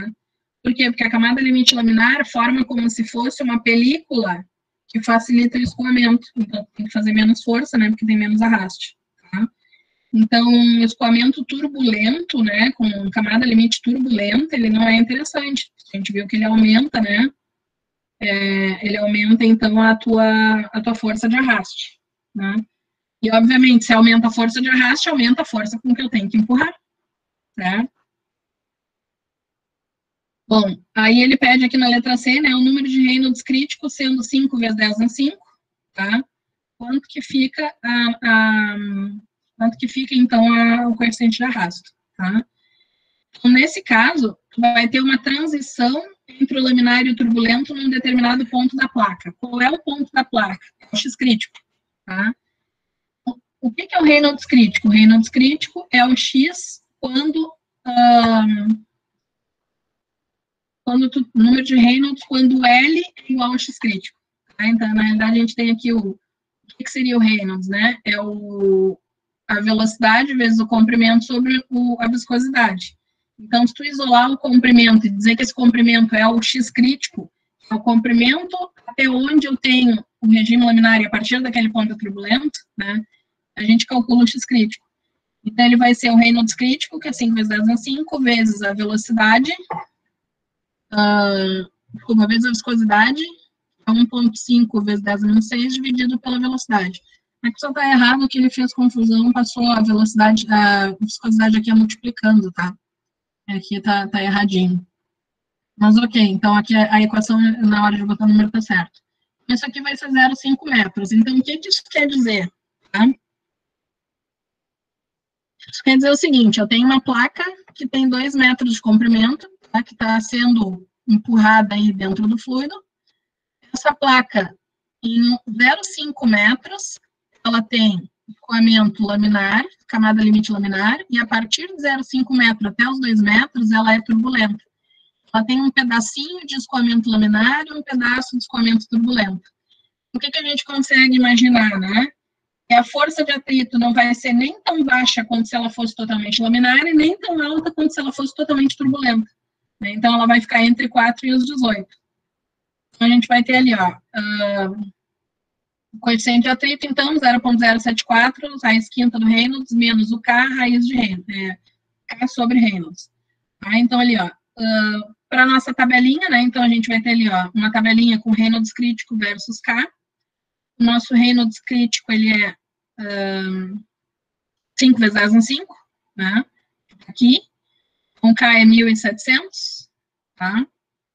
Então, colocando esse valor do K aqui, ó, 1.700, então vai ser esse valor sobre a raiz de Reynolds, que é 5 vezes 10 na 5, não, desculpa, o Reynolds de placa, que é esse aqui, ó, 2 vezes 10 a menos 6, tá? Então, vai ser aqui, 0,074 sobre a raiz quinta de, quanto é que era? 2 vezes 10 a menos 6, coloca esse valor aqui, menos o K, que é 1.700, dividido por 2 vezes 10 na 6, que é o Reynolds de placa, tá? Então, isso aqui vai ficar 3,21 vezes 10 a menos 3, certo? Então, essa força de atrito, tá? Vai ser os 4.500 vezes esse coeficiente de atrito, aliás, o coeficiente de atrito é 3,21 vezes 10 a menos 3. E a força de atrito vai ficar em 14,4 newtons, né? Então, como eu falei, ela vai ficar entre 4 e 18, né? Nesse caso ali, ela vai ter o escoamento, né? Um pedaço dele, a camada limite, né, na placa vai ser um pedaço laminar, um pedaço turbulento, e isso reduz, então, um pouco a força de atrito, né? Que vai, a força de arraste, né? Então, tu precisa fazer menos força para empurrar essa placa, tá? E quando a gente fala menos força para empurrar a placa, isso pode ser, por exemplo, o motor, né? Que eu estava falando do navio. Tu vai ter menos necessidade, menos demanda de força, de potência para estar empurrando o navio, tá? Então, assim, se a gente considerasse a camada limite totalmente turbulenta, a gente ia calcular 18, se a gente calculasse parte laminar e parte turbulenta, ela seria 14,4. Então, essa diferença está de 21%. Então, assim, o que isso vai interferir, né? Por exemplo, quando a gente está falando em navio, dá para pensar o seguinte: se tu tiver uma velocidade baixa, né, o navio está com uma velocidade baixa, a força de arrasto é pequena, ele precisa fazer pouca força para manter, né, a velocidade constante. Mas conforme aumenta a velocidade, a força de arrasto vai aumentando. E mesmo para uma velocidade constante, eu preciso gastar mais energia, preciso fazer mais força para manter ele em movimento, tá? Então, e essa força aumenta muito rapidamente, né? Então, o que a gente consegue ver, assim, é que a questão é o que muitas vezes acontece, vamos supor, às vezes tu ganhar um pouquinho em velocidade, tu perde tanto em arrasto que não compensa, entendeu? Então, às vezes é melhor andar numa velocidade menor com arrasto pequeno, vai gastar menos energia para manter essa velocidade do que tu andar com uma velocidade muito grande, tá? Então, até comentando assim de como isso pode ser diferente, né? Eu estava vendo uma entrevista e aí, no caso, um veleiro de um barco, o cara disse assim, para andar 6,5 milhas por hora, né, 6,5 milhas por hora de velocidade, o motor gastava 2 litros de combustível por hora, tá? E se ele andasse a 8 milhas por hora, ou seja, de 6 para 8, não dobrou. O consumo de combustível ia de 2 litros por hora a 18 litros por hora. Olha a diferença que tem de potência, de quantidade, de força que tu tem que fazer para vencer o atrito, né, vencer essa força de arrasto, tá? Então, a exigência do motor é muito maior. Então, o que dá para entender aqui? Numa baixa velocidade, né, até um determinado ponto, a camada limite é laminar e essa força é fácil de empurrar e manter a velocidade. A partir de um determinado ponto que é muito turbulento, tu vai ter que fazer uma força muito maior para conseguir manter a velocidade. É isso que a gente está vendo aqui em números, tá? Então, camada limite laminar, a força é 4, camada limite turbulenta, a força é 18, e a camada limite intermediária, que tem um pedaço laminar e um pedaço turbulento, a força é 14. Tá? Então, faz bastante diferença. Ok? Então, isso na prática, tanto em carros também acontece isso. Às vezes, tu vai pensar assim, olha, se eu andar 90 km por hora, eu vou ter um gasto de combustível no carro, sei lá, vamos supor, vou falar no meu carro ali. Se eu andar a 80 a 90 km por hora, o consumo de combustível chega a fazer 18 km por litro. Se eu passar para 100, 110, né, vamos botar 110 km por hora, esse consumo vai de 18, ele cai para 14. Entende? Então, não é proporcional o aumento de velocidade com o que tu gasta de combustível. Por quê? Porque o aumento de velocidade te traz uma força de arraste tão maior, devido ao que? A turbulência, né? Turbulência no atrito do fluido com a tua superfície. Isso faz com que te exija uma força muito maior para fazer o deslocamento, para fazer o movimento. Tá? Então, quando o pessoal fala, né, que aumenta um pouco a velocidade, o consumo aumenta desproporcionalmente, né, aumenta muito mais, é verdade, é real por causa disso, tá? Pela questão do aumento da força de arraste, tá? Acontece. E aí, assim, o que tem a ver o formato o formato dos carros, né? O formato dos carros, ou do navio, do barco, do que seja. Tem tudo a ver com isso, porque estamos falando aqui de força de arraste com área de contato. Qual é a área de contato, né? Qual é a área de arraste, né? Então, a área do arraste tem a ver com o formato, aí tem a ver com a gente chama de design, né? Por isso que se fala muito da questão de aerodinâmico. O que é alguma coisa aerodinâmico, né? O hidrodinâmico é alguma coisa que oferece o menor arraste possível, né? Que tu tem uma superfície mais lisa. Por quê? Porque dá pra gente perceber que aqui, ó, se eu tiver, por exemplo, saliências numa superfície, essa saliência vai causar turbulência, tá? E essa turbulência é ruim, porque eu já vi que a turbulência aumenta o arraste, né? A superfície, quanto mais lisa, menos arraste, primeiro ponto. Segundo, quanto menor área, né? Quanto menos área de contato, melhor. Então, alguma coisa, por exemplo, se vocês lembrarem dos carros antigos, o Fiat 147, a aerodinâmica dele era um horror, né? Então, assim, por que carro de corrida tem um formato, né, tão esticado? Para ter o menor ataque possível. E isso faz com que a camada limite seja mais laminar possível. Vou pegar um carro 147 lá, o Fiat, ele era completamente reto. Imagina o arraste que tinha naquele para-brisa, né? Quanto mais inclinado o para-brisa, melhor.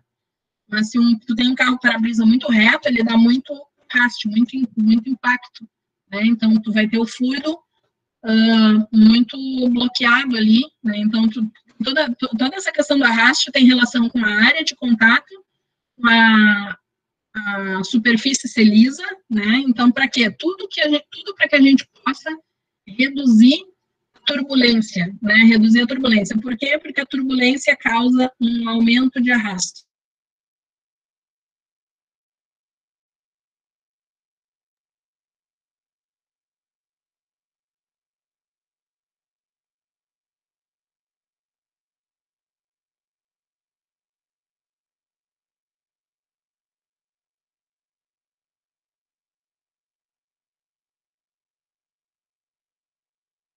Chega a trabalhar com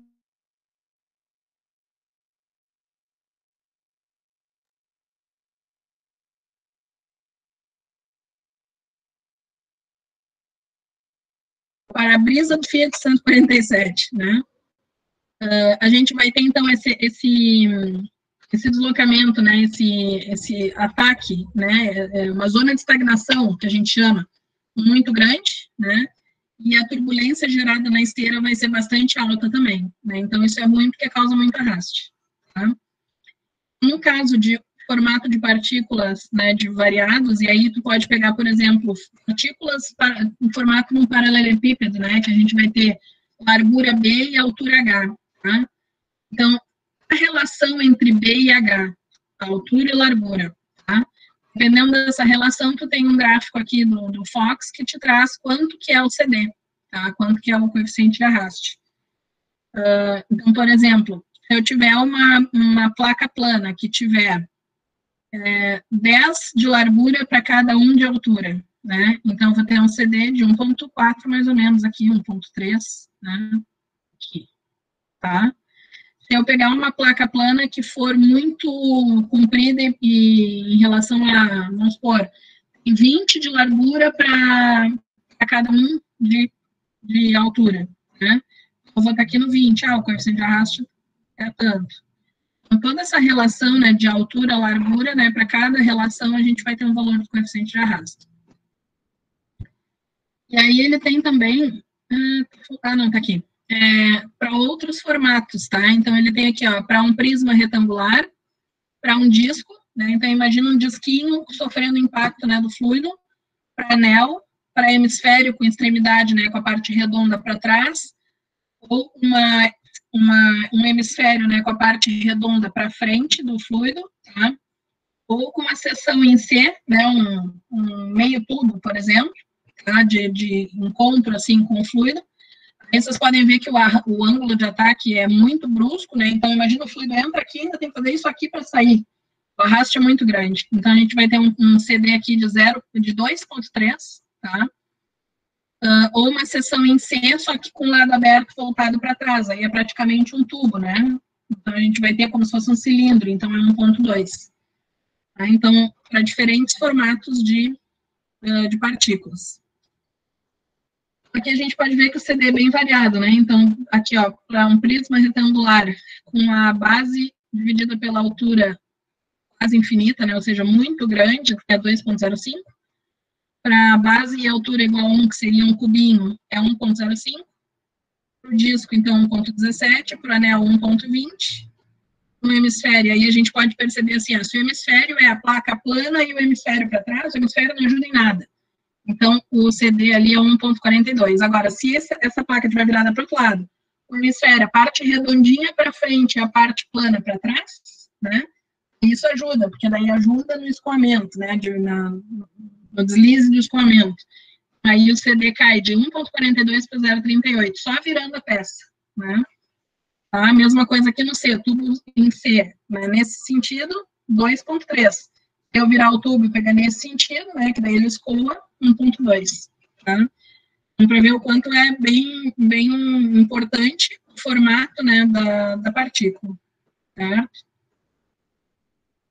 Bom, aqui tem umas imagens que mostram, né, uma questão são feitas imagens, às vezes, por exemplo, com sensor térmico, porque isso daqui que a gente está vendo, pessoal, A gente estava se preocupando nesse momento só com velocidade e arraste.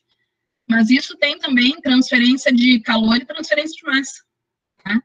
Estão relacionados, que daí isso daí vocês vão ver lá em FT2, né? Mas está relacionado. Por quê? Imagina que esse ar que está chegando ali naquele cubinho, o cubinho está quente, o ar está frio. Ele, além de ter a camada limite de velocidade, ele tem a camada limite térmica. Por quê? Porque o ar chegando ali vai receber calor e aí tu vai ter um perfil de temperatura. E a temperatura dele saindo vai ser maior que a temperatura entrando. Né? Em cada ponto ali vai ser uma temperatura diferente. Então, a gente tem isso para a camada limite térmica e para a camada limite de massa. Tá? Por exemplo, se eu tiver uma situação ali de lixiviação, o que é lixiviação, né? Pensa numa bala de menta e aí eu tenho água passando na bala de menta. Essa bala de menta não vai dissolvendo, né? Vai transferir massa do sólido para o líquido. Né?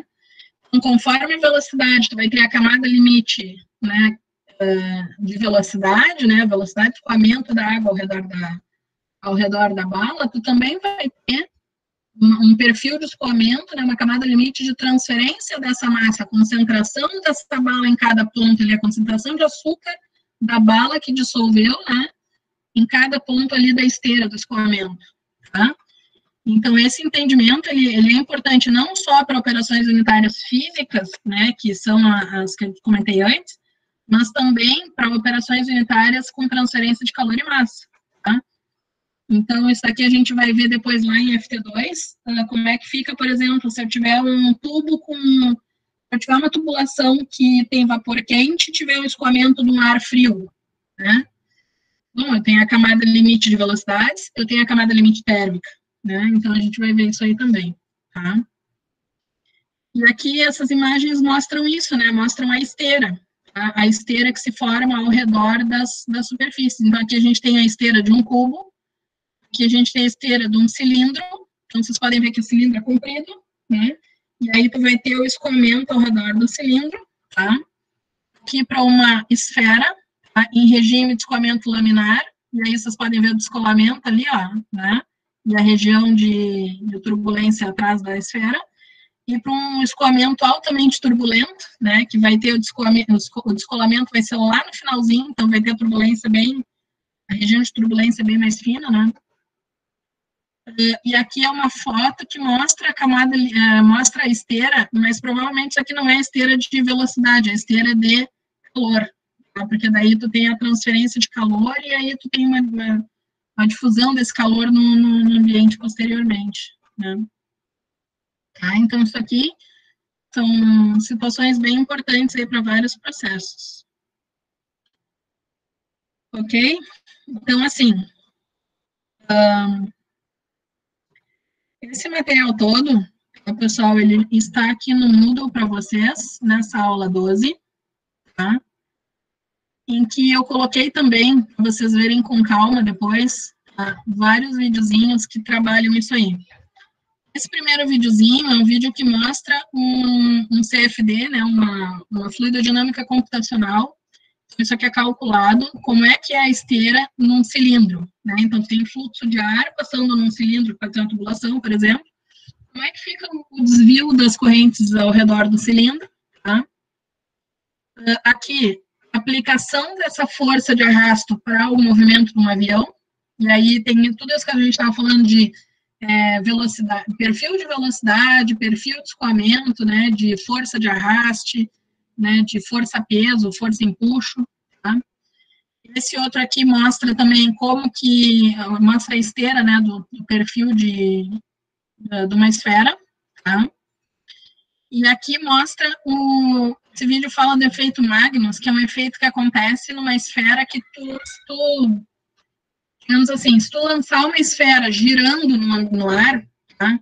Quando tu lança girando, a velocidade de um lado da esfera e do outro é totalmente diferente.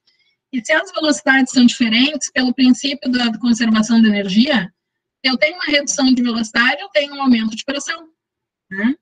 E aí, se eu tenho uma redução de velocidade e um aumento de pressão, eu tenho uma pressão empurrando.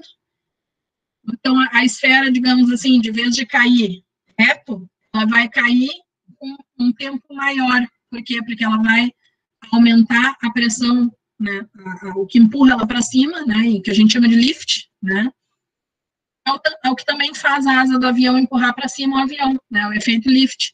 Então, a asa do avião também, tu vai ter uma velocidade em cima da asa e uma velocidade embaixo da asa, porque as áreas são diferentes, né.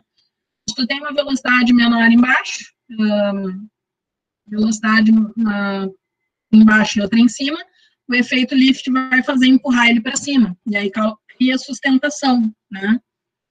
Tá? Então, esses vídeos, eles estão todos relacionados com esse efeito, tá, pessoal? De arraste. E aqui, então, vocês têm esses slides que eu estava trabalhando aqui com eles em PDF e uma lista de exercícios para treinar, né, essas questões aí. Uma dica que eu dou assim para a resolução da lista de exercícios é vocês pensarem sempre, não peguem a equação pronta, como eu digo, pensem. O que eu tenho aqui de efeito? Eu tenho peso, eu tenho atrito, eu tenho empuxo, como é que eu calculo atrito, o arraste, como é que eu calculo empuxo, né? Porque em alguns casos vai ter uma situação e em outros casos vai ter outra, tá? Então, vocês vão ter aqui, eu tenho vários exercícios que eu selecionei do Brunetti. Eu gosto dos exercícios do Brunetti, que eles são mais simples e mais diretos, tá? Então, eu selecionei esses exercícios para vocês fazerem, né? Tem as respostas para conferir. E depois, vocês, conforme vocês tiverem dificuldade, eu vou passando ali, né, a resolução, como é que vocês fazem. Tá? Bom. Certo, prof. Alguma dúvida? Ficou alguma dúvida sobre esse conteúdo? Pessoal, tá tranquilo?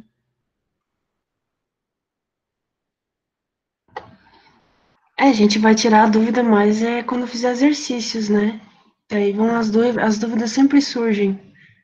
Sim. Então, assim, vocês têm duas listas de exercícios, tá? Que é aqueles exercícios de balanço de quantidade de movimento e esses agora de arrasto, tá? Os exercícios, então, né, questão de prova, depois de avaliação, né, os exercícios, eles são importantes, mas é sempre importante também vocês entenderem, digo assim, os exercícios são para avaliação do componente e tudo mais, mas o conhecimento, principalmente teórico, é o que fica. Porque o equacionamento, quando tu precisa, tu vai buscar no livro, né? E a parte depois de entendimento, isso daí é bem importante para aplicação depois nos outros componentes, tá? Em operações unitárias e fenômeno de transporte 2, etc. Tá, pessoal? Então, tem essas duas listas de exercícios para vocês estudarem, tá? E aí, na semana que vem, como estava programado pelo plano de ensino, deixa eu só verificar aqui, pelo plano de ensino, hoje, então, era forças de arrasto em sólidos e análise de camada limite, e na semana que vem estava análise dimensional e semelhança. Visão geral, exercícios de preparação para a prova. Como análise dimensional e semelhança vocês vão fazer trabalho, a gente já vai focar direto na semana que vem nos exercícios. Então, eu peço, porque assim, depois de semana que vem, dia 21 já é prova e acabou. Né? Então, nosso semestre, graças a Deus, está findando, né? Aí sim nós vamos poder tirar férias, né? Porque essas 2 semanas aí foi só para tomar um fôlego, né? E aí a gente então vai poder finalizar o semestre, tá? Então eu peço que vocês tentem fazer as 2 listas de exercícios que tem para a semana que vem poder chegar aqui já com as dúvidas, tá? Vocês puderem me mandar já até antes, né? Ou vamos supor na quarta-feira, na quinta de manhã, quais exercícios gostariam que a gente fizesse em aula, porque dificilmente dá para fazer tudo, né? Não tem como. Mas quais exercícios que vocês têm dúvidas, quais que vocês não conseguiram entender como é que resolve, aí eu já venho melhor preparada para a resolução, para tirar dúvida na quinta-feira. Certo. Beleza, hoje o nosso conteúdo fica por aqui, tá, pessoal? A gente tem, então, aula mais curtinha, até bom, que daí não cansa tanto, né? Sim. E a gente fica, então, por aqui, beleza? Então, eu fico à disposição de vocês, qualquer dúvida aí, qualquer coisa, me chamem, tá bom? Tá bom, prof. Tem mais conteúdo ainda antes da última prova, né? Não, vai ser daí os exercícios, eu acho. Isso, são essas 2 listas. Só exercício. Ah, tá. Isso. São as 2 listas. Então, assim, o que entra na prova é balanço de quantidade de movimento, tá? Que é aquele conteúdo de antes ali do recesso, que é a parte de aquela questão da força, né, do jato, por exemplo, num carrinho, numa parede, que é aquelas situações ali, Sim. e esse conteúdo de hoje, tá? Então, Tá são bom. Tá. Tá, obrigada, prof. Então, beleza, pessoal. Boa tarde e um abraço para vocês. Um abraço. Igualmente. Tchau. Tchau. Tchau.